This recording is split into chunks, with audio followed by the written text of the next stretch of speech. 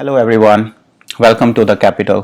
मेरा नाम मोहम्मद नून है और इस वीडियो के अंदर मैं कार्डानो के ऊपर एनालिसिस करूंगा और ये जानने की कोशिश करूंगा कि क्या कार्डानो के अंदर वो पोटेंशियल है जो इथेरियम के अंदर था और क्या कार्डानो की प्राइस इथेरियम की प्राइस को फॉलो कर सकती है।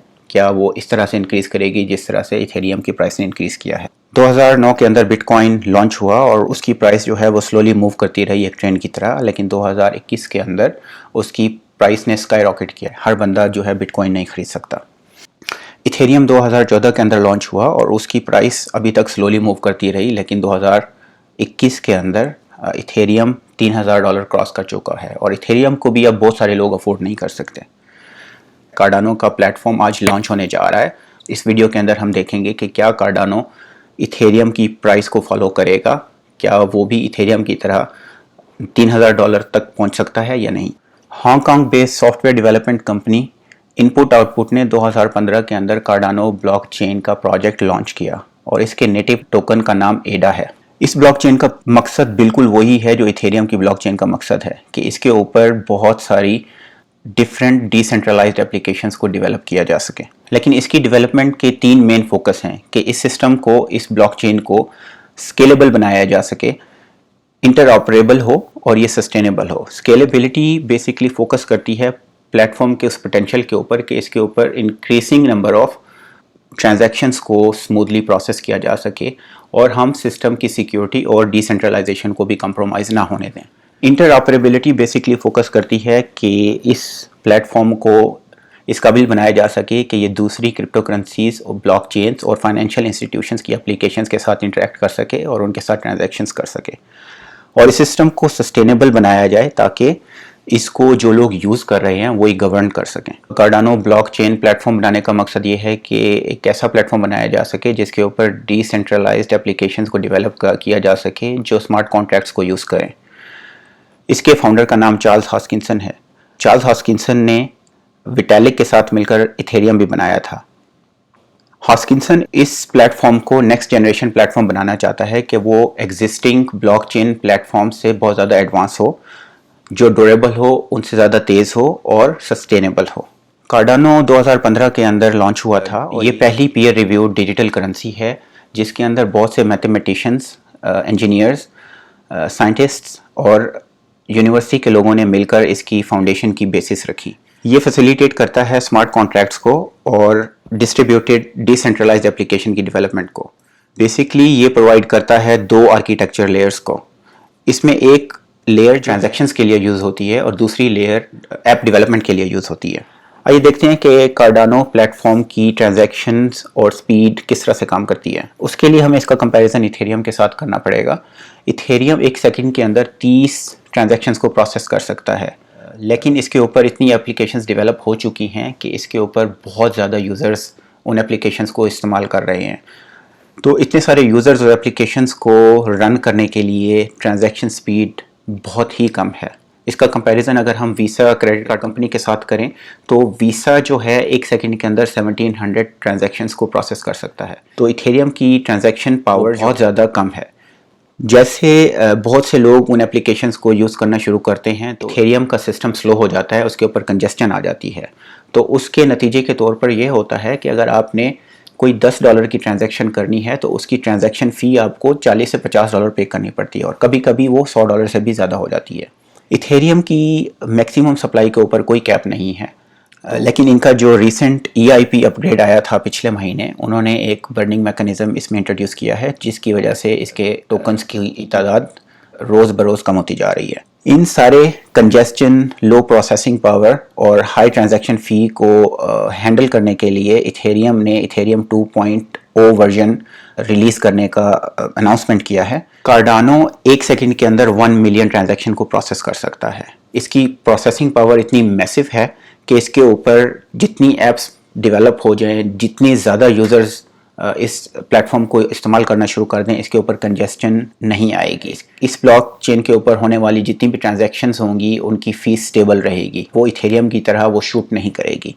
इसकी सप्लाई अनलिमिटेड नहीं है, लेकिन इसकी मैक्स सप्लाई 45 बिलियन टोकन्स है जो कि एक बहुत बड़ा नंबर है। लेकिन आपने इसको देख के परेशान नहीं होना क्योंकि इसकी जो टोटल सप्लाई 33 बिलियन टोकन्स है उसमें से 32 बिलियन ऑलरेडी ट्रेड हो रही है और उस 32 बिलियन सर्कुलेटिंग सप्लाई का 70% स्टेक हुआ है जो एक्टिवली ट्रेड नहीं हो रहा। अब इनके प्रोटोकॉल डिफरेंसेस को देखते हैं कि ये किस तरह से काम करते हैं। बिटकॉइन और Ethereum proof of work consensus protocol को यूज करते हैं। हाई परफॉर्मेंस कंप्यूटिंग क्लस्टर्स को इस्तेमाल करके एल्गोरिदम्स पजल्स को सॉल्व करने की कोशिश करते हैं, और जो कंप्यूटर सबसे पहले उस पजल को सॉल्व करता है, बिटकॉइन और इथेरियम के प्लेटफॉर्म पर होने वाली ट्रांजैक्शन उस कंप्यूटर को असाइन हो जाती है और वो उस ट्रांजैक्शन को प्रोसेस करके वैलिडेट करता है। इस सारे प्रोसेस को हम माइनिंग कहते हैं। माइनिंग बहुत ज़्यादा एक्सपेंसिव है क्योंकि इसमें बहुत एक्सपेंसिव कंप्यूटर यूज़ होते हैं। ये बहुत डिफ़िकल्ट है और वो कंप्यूटर बहुत ज़्यादा इलेक्ट्रिसिटी कंज्यूम करते हैं, इसलिए वो महंगे हैं, और ये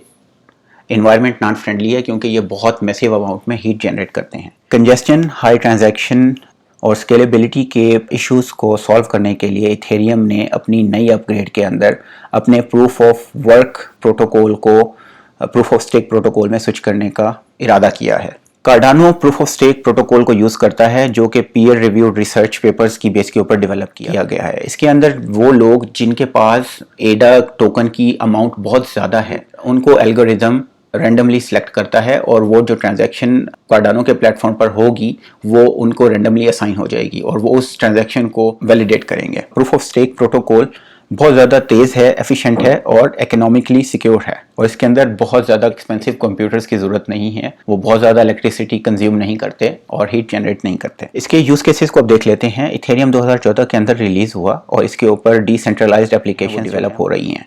इसके ऊपर इस वक्त सैकड़ों एप्लीकेशंस अवेलेबल हैं जिसको लोग इस्तेमाल कर रहे हैं। तो इनमें सबसे ज़्यादा इस्तेमाल होने वाली एप्लीकेशंस में डिसेंट्रलाइज्ड एक्सचेंजेस जो हैं वो पहले नंबर पे हैं, और इनमें सबसे ज़्यादा मशहूर डिसेंट्रलाइज्ड एक्सचेंज यूनिस्वैप है, जिसके ऊपर आप जाके इस प्लेटफॉर्म के ऊपर बनने वाले जितने भी और टोकन्स हैं उनको खरीद सकते हैं और बेच सकते हैं। और दूसरी मशहूर एप्लीकेशंस की जो कैटेगरी है वो NFT प्लेटफॉर्म्स हैं, और ओपन सी सबसे मशहूर मार्केट प्लेस है जो इथेरियम के ब्लॉकचेन के ऊपर बनने वाले NFTs की ट्रेड को ऑफर करता है। और गेमिंग प्लेटफॉर्म्स के अंदर इथेरियम के प्लेटफॉर्म पर बनने वाली एक ऐप एक्सी अफिनिटी है जिसने पिछले कुछ महीनों के अंदर बहुत पॉपुलैरिटी गेन की है और उसके टोकन की प्राइस $2 से $40-50 तक पहुंच गई है। कार्डानो 2015 के अंदर डेवलप हुआ था और इसके ऊपर अब तक कोई ऐप एग्जिस्ट नहीं करती। ये आज लॉन्च होने जा रहा है। जब ये लॉन्च हो जाएगा तो इसके ऊपर ऐप्स बनना शुरू हो जाएंगी और अगले 4 से 5 महीनों के अंदर इसके ऊपर हमें बहुत सी ऐप्स नज़र आएंगी कि उनको यूज़ करने के लिए बहुत से यूज़र्स भी नज़र आएंगे। इथेरियम की प्राइस को देखने के लिए पिछले कुछ सालों के अंदर इथेरियम की प्राइस ने किस तरह से मूव किया है हम ये चार्ट के ऊपर नज़र दौड़ाते हैं। 2015 के अंदर एक इथेरियम का टोकन 85 सेंट का था और 2016 के अंदर इस प्लेटफॉर्म के ऊपर एप्लीकेशंस बनना शुरू हो गई थी। जब इस प्लेटफॉर्म के ऊपर एप्लीकेशंस बनना स्टार्ट हुई तो इथेरियम की प्राइस $1 से जंप करके तकरीबन $300 तक चली गई। और इन एप्लीकेशंस में एक एप्लीकेशन जो नवंबर 2017 के अंदर डेवलप हुई उसने इंटरनेशनल पॉपुलैरिटी गेन की। इसको बहुत सारे न्यूज़ चैनल्स ने कवर किया और ये बहुत पॉपुलर हो गई। ये क्रिप्टो किटीज़ के नाम से एक ऐप थी जिसके अंदर आप वर्चुअल कलेक्टेबल गेम जो है वो खेलते हैं। इस प्रोजेक्ट की पॉपुलैरिटी की वजह से 2017 के बुल रन के अंदर इथेरियम की प्राइस ने 300 से जंप करके $1300 तक पहुंच गई। दिसंबर 2018 तक ये सारी एप्स इथेरियम के प्लेटफॉर्म पर डेवलप हो चुकी थी। 2020 बहुत बुरा साल रहा। कोरोना की वजह से पूरी दुनिया शट डाउन हो गई और इसमें लोग घर बैठ गए, लेकिन बहुत सी इन्वेस्टमेंट कंपनीज ने और बिजनेसेस ने बिटकॉइन और क्रिप्टो करेंसीज के अंदर इन्वेस्ट करना शुरू कर दिया। और दुनिया के 100 बड़े बैंकों में से 55% बैंक्स और जितने भी बड़े बड़े इदारे थे, इंस्टीट्यूशंस थे, जो पिछले कई सालों से बिटकॉइन को और क्रिप्टो करेंसीज को फेक कहते थे, स्कैम कहते थे, पांजी स्कीम्स कहते थे, इन सब ने 2020 में क्रिप्टो करेंसीज में और बिटकॉइन में इन्वेस्टमेंट शुरू कर दी। और इनमें जो नुमाया नाम है वो आप स्क्रीन के ऊपर देख सकते हैं। 2020 के Q3 के अंदर जो लार्ज इंस्टीट्यूशंस हैं उन्होंने इन्वेस्ट करना शुरू किया और हर क्वार्टर में आप देखें कि बहुत से लोग, बहुत से इंस्टीट्यूशंस जो हैं वो इस एडॉप्शन को ज्वाइन कर रहे हैं और बिटकॉइन के अंदर इन्वेस्ट कर रहे हैं। इथेरियम के ऊपर इस वक्त सैकड़ों ऐप्स अवेलेबल हैं, लेकिन जो चीज़ नोट करने की है कि इसके ऊपर रोज़ाना 31,000 एक्टिव यूज़र्स उन ऐप्स को यूज़ कर रहे हैं। तो इसके ऊपर रोज़ बरोज़ यूज़र्स की ट्रैफिक बढ़ती जा रही है। कार्डानो के ऊपर इस वक्त तक कोई ट्रैफिक नहीं है क्योंकि ये अब तक लॉन्च नहीं हुआ था। आज ये लॉन्च होने जा रहा है और अगले कुछ महीनों के अंदर हमें इसके ऊपर एप्स डेवलप होती नजर आएंगी। इसके बावजूद कार्डानो अपनी मार्केट कैप के हिसाब से, उस रकम के हिसाब से जो लोगों ने इसके अंदर इन्वेस्ट की हुई है, बिटकॉइन और इथेरियम के बाद तीसरे नंबर पे है। और ये सारी जो इन्वेस्टमेंट है ये रिटेल इन्वेस्टर्स की नहीं है, इसमें बहुत से इंस्टीट्यूशंस भी हैं जो मैंने आपको पिछली साइड पर दिखाया है। उनकी इन्वेस्टमेंट भी कार्डानो के अंदर है। ये प्लेटफॉर्म अभी तक लॉन्च नहीं हुआ था और इसके ऊपर कोई एप्स डेवलप नहीं हुई थी, फिर भी इंस्टीट्यूशंस इस प्रोजेक्ट के अंदर इन्वेस्ट कर रहे हैं। तो इससे हमें ये पता चलता है कि इसकी स्ट्रॉन्ग रिसर्च फाउंडेशंस और एकेडमिक बैकिंग की वजह से लोग इसको ऑलरेडी ट्रस्ट करते हैं। इस स्नैपशॉट के अंदर वो सारी एप्स के नाम मौजूद हैं जो कार्डानो के ब्लॉकचेन के ऊपर डेवलप होंगी और अगले कुछ महीनों के अंदर इनमें से बहुत सारे नाम नजर आएंगे। कार्डानो की प्राइस को देखने के लिए कि क्या वो इथेरियम की तरह मूव करेगी, मैं इथेरियम के चार्ट के ऊपर आपको समझाता हूँ कि कार्डानो आज लॉन्च होने जा रहा है और 2016 के अंदर जब इथेरियम के ऊपर एप्स बनना शुरू हुई थी, इसी तरह आज के बाद कार्डानो के प्लेटफॉर्म के ऊपर भी एप्स बनना शुरू होंगी। तो इस तरह से कार्डानो इस वक्त 2016 के उस स्टेज के ऊपर है जब इथेरियम के ऊपर एप्स बनना शुरू हुई थी और एप्स बनने के बाद इथेरियम की प्राइस ने जंप किया था। मैं एक्सपेक्ट कर रहा हूँ कि जब ये सारी एप्स कार्डानो के प्लेटफॉर्म पर लॉन्च हो जाएंगी, अगले 6 महीने से साल के अंदर हमें बहुत सारी एप्स और बहुत सारे यूज़र्स इस प्लेटफॉर्म को यूज़ करते हुए नज़र आएंगे। कार्डानो की प्राइस भी बिल्कुल इथेरियम की प्राइस की तरह इंक्रीज़ होगी और इसमें बहुत से ऐसे प्रोजेक्ट्स होंगे जो क्रिप्टो किटीज़ की तरह जो इंटरनेशनल अटेंशन है वो गेन करेंगे।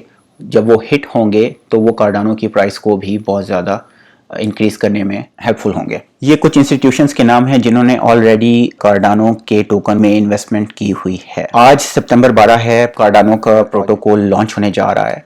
इसके बाद हमें एप्लीकेशंस की डेवलपमेंट नज़र आएगी और बहुत सी एप्लीकेशंस नज़र आएंगी और उन एप्लीकेशंस की वजह से हमें बहुत सारे यूज़र ट्रैफिक इस ब्लॉकचेन के ऊपर आएगा। जब यूज़र्स इस ब्लॉकचेन के ऊपर आएंगे तो वो इंट्रिंसिकली एडा के टोकन को यूज़ करेंगे, उन ऐप्स को यूज़ करने के लिए वो एडा के टोकन को यूज़ करेंगे और इस तरह से एडा के अंदर और इन्वेस्टमेंट आएगी और एडा की बहुत ज़्यादा सेलिंग होगी। तो इसलिए आप एडा की जो मैक्सिमम सप्लाई है उसको देखकर पैनिक मत हों क्योंकि 45 बिलियन इररेलेवेंट नज़र आ रहा है। बहुत से लोगों की एक्सपेक्टेशंस हैं कि ये इथेरियम से बहुत ज़्यादा अच्छा प्लेटफॉर्म होगा। क्या आपको एडा के अंदर इन्वेस्ट करना चाहिए? ओवरव्यू करते हैं कि 5 साल पहले एक बिटकॉइन की प्राइस $700 थी और आज एक बिटकॉइन 43 से 45,000 के दरमियान फ्लक्चुएट कर रहा है और मार्केट एनालिस्ट ने प्रोजेक्ट किया है कि अगले 5 से 6 सालों में एक बिटकॉइन की प्राइस $0.7 से $1 मिलियन तक चली जाएगी।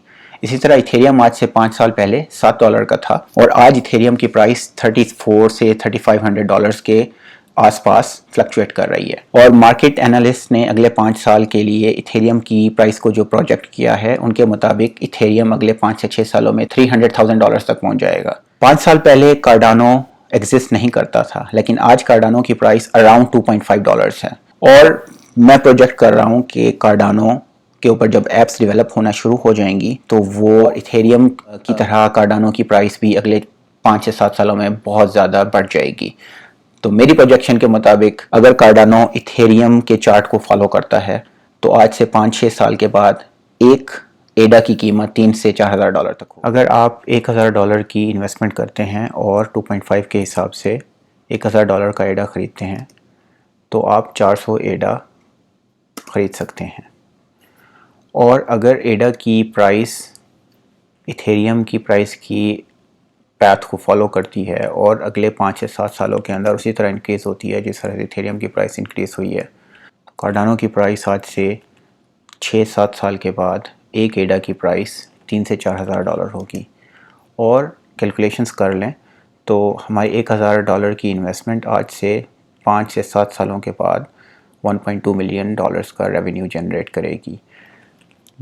और ये एक विशफुल थिंकिंग लगती है क्योंकि जब हम इस तरह की कैलकुलेशंस करते हैं तो लोग कहते हैं कि इसका मार्केट कैप किस तरह से कैलकुलेट होगा। तो एक एडा की कीमत $3,000 तक पहुंचने के लिए एडा की मार्केट कैप तकरीबन $9 ट्रिलियन होनी चाहिए और इस वक्त बिटकॉइन इथेरियम इंक्लूडिंग सारी crypto currencies total market cap $2.2 trillion है। तो लोग कहेंगे कि ये कैसे मुमकिन हो सकता है कि पूरी क्रिप्टो की मार्केट कैप 2.2 ट्रिलियन डॉलर्स है और अगले 7 साल के अंदर सिर्फ कार्डानो की मार्केट कैप 9 ट्रिलियन डॉलर हो जाएगी।